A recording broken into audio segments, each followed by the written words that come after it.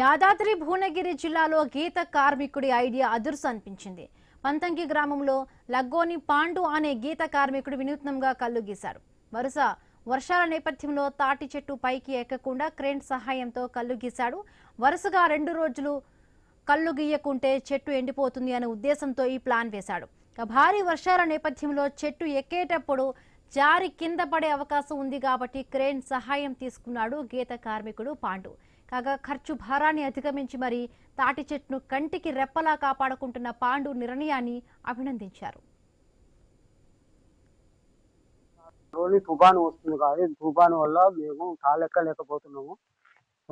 దానివల్ల మేము ఎక్కలేమంటే తాళ్ళు ఎక్కితే మోకు జారిపోతుందని చెప్పి మాకు భయపడి మేము పోయి చౌటుపల్లి పోయి ట్రైన్ తీసుకొని దాని ద్వారా ట్రైన్ తీసుకుపోయి ఉరుసుకొని దాని మీద దాంట్లో ఎక్కిపోయి దాని కళ్ళు తీసుకొని వచ్చి గీడ తీసి మేము తీసుకొని వస్తున్నాము.